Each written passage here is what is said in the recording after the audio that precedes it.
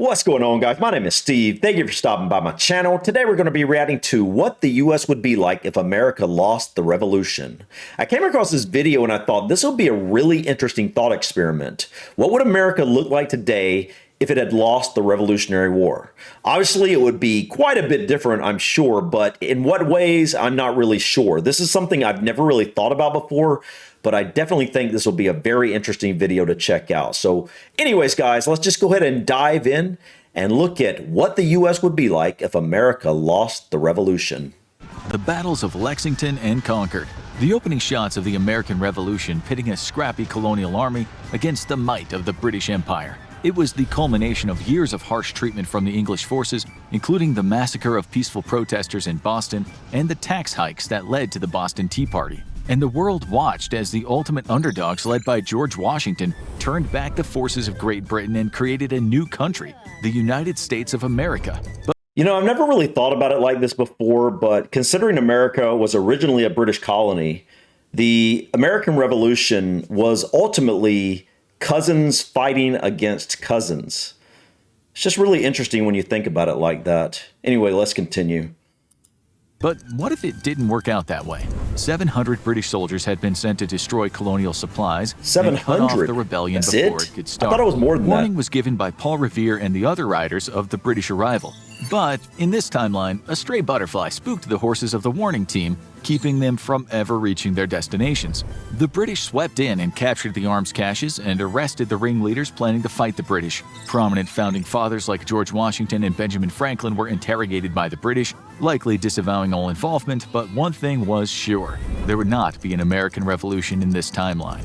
Under the hard-nosed approach by King George III, the potential revolution had been quelled, and he would likely take care to make sure it never repeated. British troops would maintain a strong presence in the colonies, rooting out any sign of rebellion. George was infamous as the king who had the harshest approach toward the colonies, spurring increased resistance, but it's likely that after a close call, he might have been advised by those he trusts to hold off on any new taxes for a while. After all, the colonies were a valuable resource, so it's likely that the status quo would have remained in place for the next few decades, probably as long as George III remained in power. And that would be a while. George III had a reputation of being a bit of a disaster, but he was actually the longest reigning king in British history, serving for almost 60 years. His successor, George IV, was seen as a dilettante who only reigned for 10 years. Selfish and irresponsible, his reign was heavily influenced by his advisors, and as such, it's likely they just would have advised him to keep things going under his father's colonial policies for the term. After all, there were parties to attend back in London.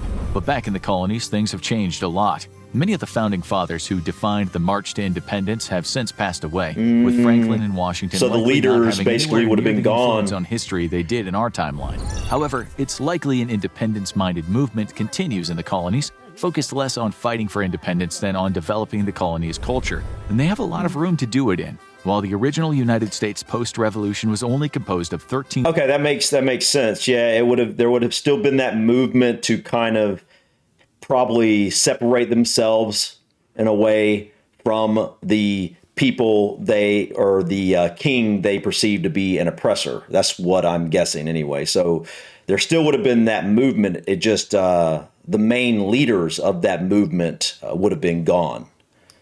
Colonies. The British territories they're part of now are much larger, including much of what's now Canada. And the crisis happening in another country might be as big a factor as what's happening in England.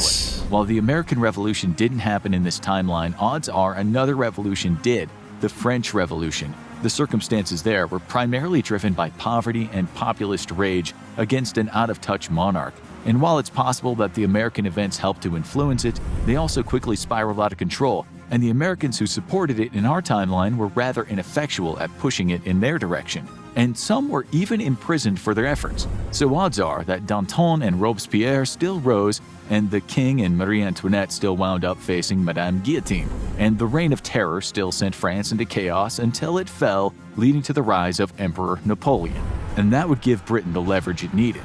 France and Britain have long been bitter enemies, and in our timeline, both other empires declined significantly in the late 18th and early 19th centuries. Britain saw itself lose its colonies, while France lost much of its territory to Britain in the 7 Years' War. That gave Britain a dominant foothold in North America, including control of the French-speaking territory of Quebec. So, with France relegated to rump territory in the continent and dealing with political upheaval, odds are that Britain would have been able to take America's place in the Louisiana Purchase in the early 1800s, giving the country near total dominance of North America with only Spain to oppose it.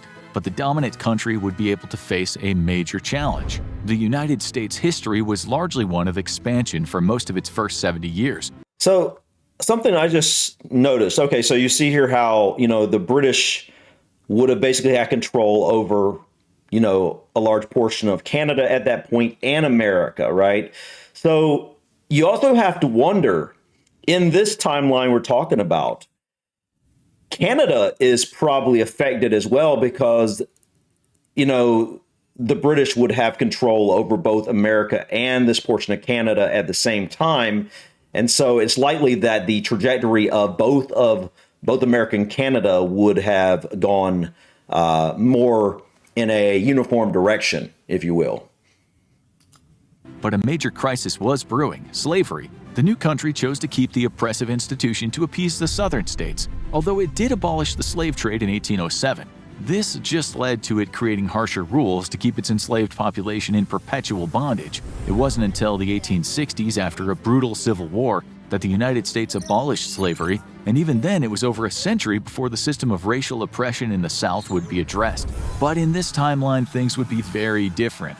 You might think that under a colonial power, progress might be even slower. After all, Britain helped bring the institution of slavery to the continent of North America, along with other colonial powers. But actually, based off what I've learned about, Britain working to end the slave trade, I would actually feel like in the timeline we're talking about now, I feel like slavery would have possibly came to an end sooner than it did, in our current timeline. The slave trade was abolished in Great Britain the same year as it was in the United States, and pressure continued amongst abolitionist members of Parliament to eliminate the institution for good. The result was that in 1833, Great Britain passed the Slavery Abolition Act, which eliminated the possession of slaves in the country and all territories controlled by it, with the exception of those managed by the East India Company. That included the massive North America territories. So how does this play out across the pond? The abolition of slavery in the UK went relatively smoothly because Great Britain was not an agricultural-driven market. It was a relatively small island nation quickly becoming a hub of India. The United States might not have been independent at this point, but odds are its territorial breakdown is still fairly similar. You have the industrialized northern states and the more agricultural southern states, which are making much more heavy use of slaves. And as word starts to spread that the institution might be coming to an end, odds are we'd see some rebellion.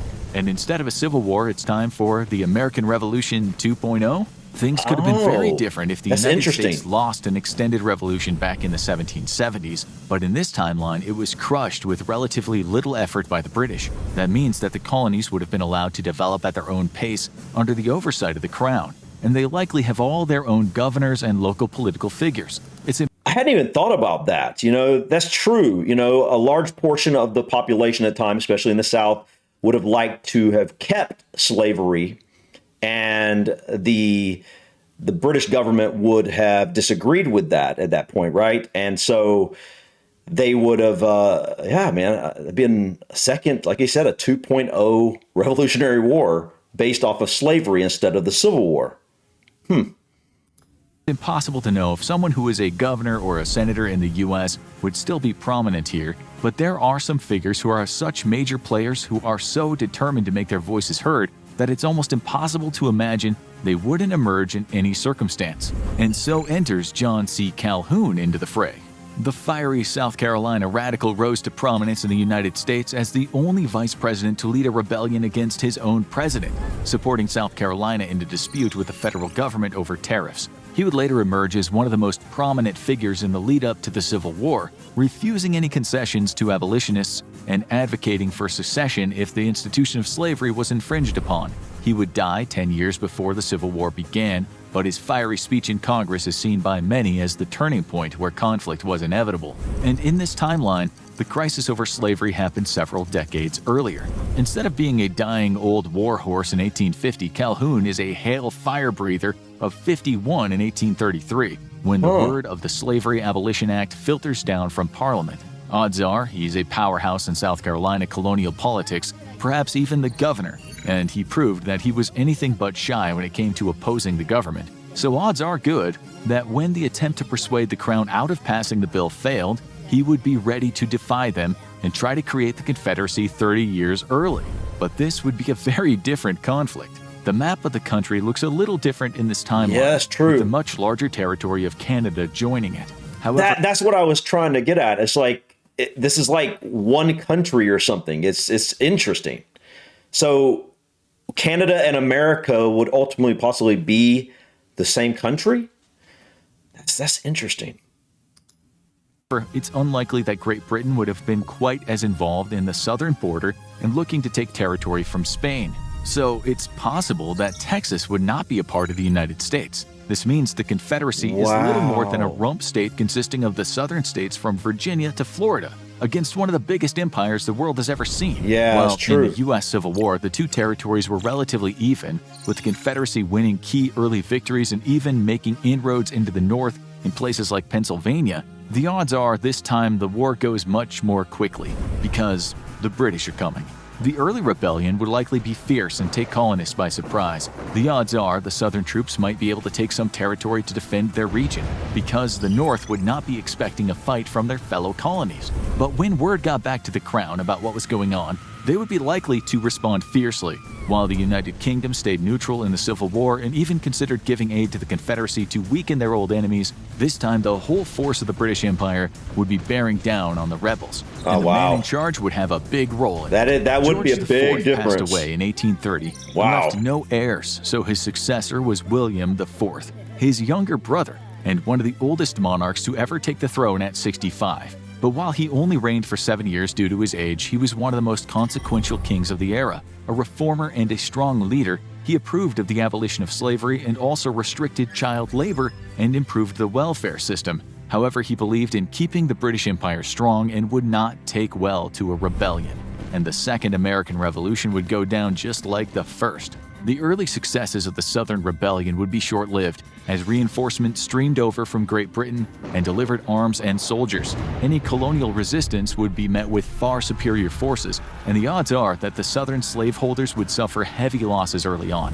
William IV would perhaps offer them a chance to surrender, a wise move, but Calhoun, as the ringleader of the rebellion, would be unlikely to take the olive branch, so his army would go down in flames, and the British Crown would be unlikely to deal as kindly with him as the United States did with Jefferson Davis and Robert E. Lee, bringing an end to the institution of slavery in the American colonies. And from there, things might work out surprisingly well.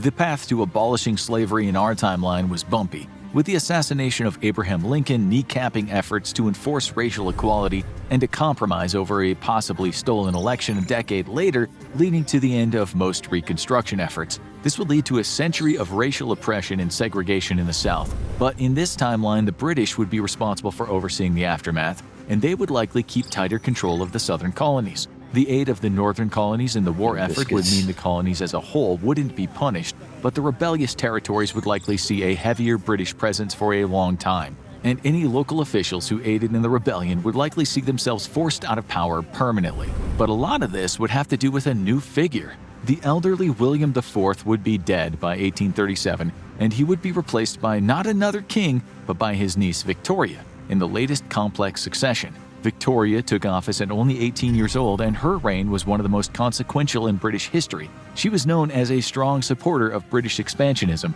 and would reign for 63 years, the longest term of service in the history of the British Crown until the modern day. So, the fate of the colonies would to a large extent be determined by the whims of this woman. Well, sort of. Britain has been a constitutional monarchy since 1688, and additional restrictions on the monarch's power were put into place since. This meant that Parliament has much of an impact on the laws of the time as Queen Victoria, and some monarchs were much more powerful than others. Victoria would inherit a British Empire at its peak, as well as an unsettled status quo in the North American colonies. But the leadership of these colonies in helping to put down the rebellion of the southern states would be in good standing with the British government, and the region would be seen as the crown jewel of the territories. And that means one major question would be brewing.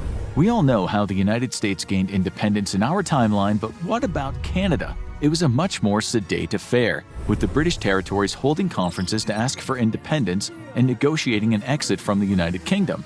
There was no revolution, and in many ways the British were ready to let it go. They wanted the country to defend itself, to take the financial burden off of them, and many English-Canadian nationalists wanted to unify the territories and consolidate their control over French-speaking Quebec. But with no significant tension with the parent country, there was no desire for a hard break. So when Canada became independent, they chose to remain a Commonwealth country and maintained the Queen as their head of state while becoming autonomous in all government affairs. Would the same have happened to the United Territories in this alternate timeline? It is possible, but there are a few things in the way.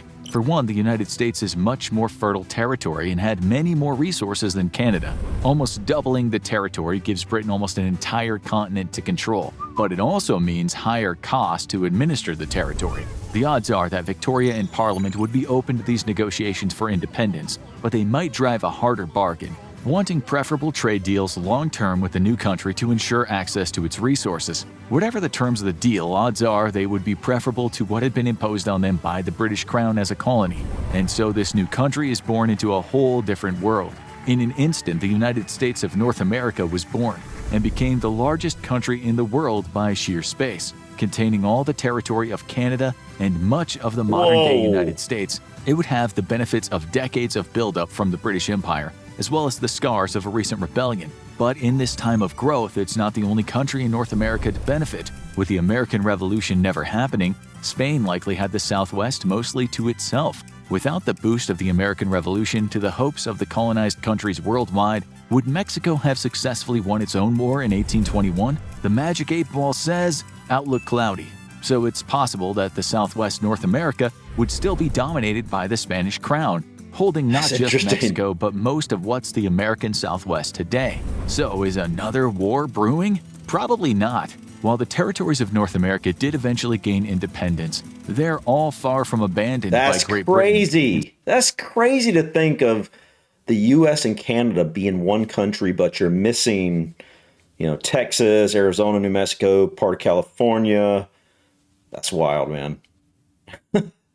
Instead, they're likely considered extended family, and if someone punches your cousin, odds are you're jumping into the fray. So Spain would be very cautious about trying to take any territory from this new country and vice versa. While it's possible the two empires could go to war again, maybe provoked by similar events to the Spanish-American War, that would be a much larger conflict and not likely to erupt immediately. So it's possible that Texas and California might never be united with the rest of the territory, but the new country is also very much not in need of extra territory. No, they this wouldn't. would change a lot of things going forward, including for many of the area's most oppressed people.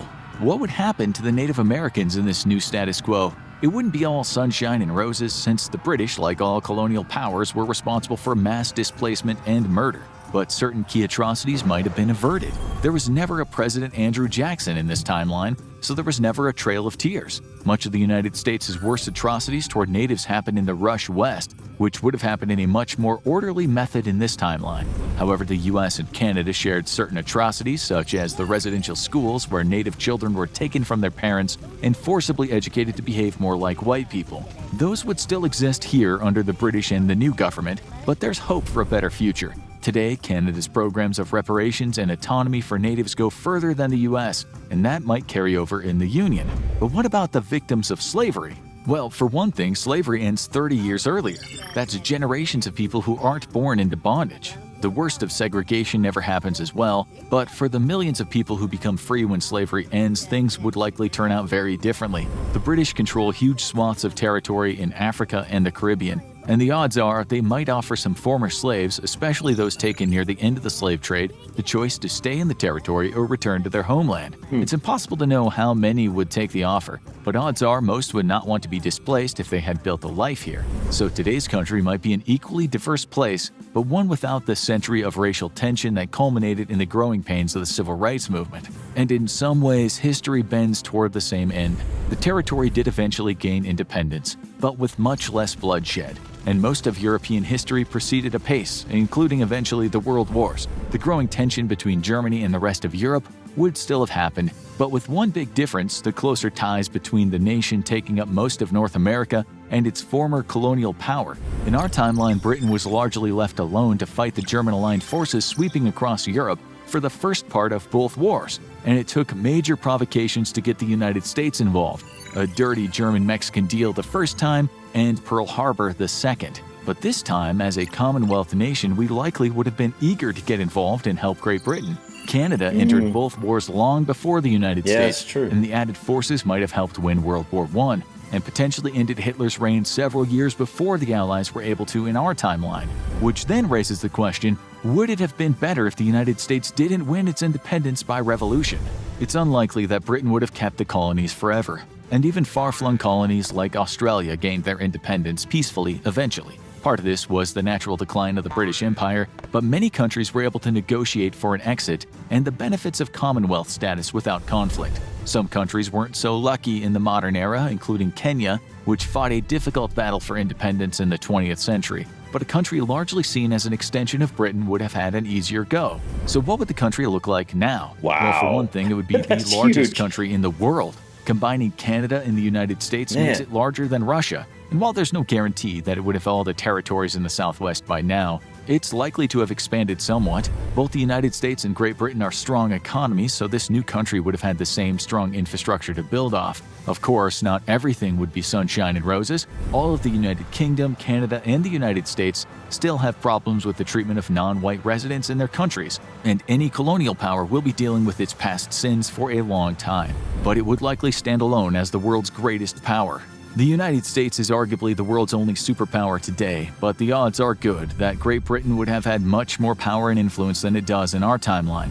An early victory in World War II, thanks to North America entering earlier, would have given Britain a stronger hand in negotiations post-war, and it would have kept many of its colonial holdings, while the anti-colonial movement would have continued and they likely would have given many of them independence. It might have been a smoother process. After all, their biggest colony wound up gaining independence peacefully. The only thing we know for sure, if the American Revolution didn't happen, there likely would have been a lot more tea and tears in North America when the Queen passed away. Want to know about some other historical hypotheticals? Wow, guys, this was a really cool video. This is something I had never thought about before, but it definitely was a very interesting thought experiment. Obviously, there's no way to tell exactly what would have happened, but based off of this imaginary timeline here, it seems like there would have been a number of positive changes, but I'm sure we would have seen a number of negative changes as well. Who knows? I have questions about what would have happened to the Constitution, for example. I'd really like to explore this topic a little bit more and really think about it some and see truly what would the country I live in right now look like. Would we have Texas? Would California be part of the U.S.? It's just really wild to think about these types of things, guys. But anyways, thank you so much for stopping by. Please click that like button. Feel free to drop your comments or suggestions about this video or others. And don't forget to subscribe to continue to follow me on my journey to discover my British and Irish ancestry. Till next time, guys. Peace.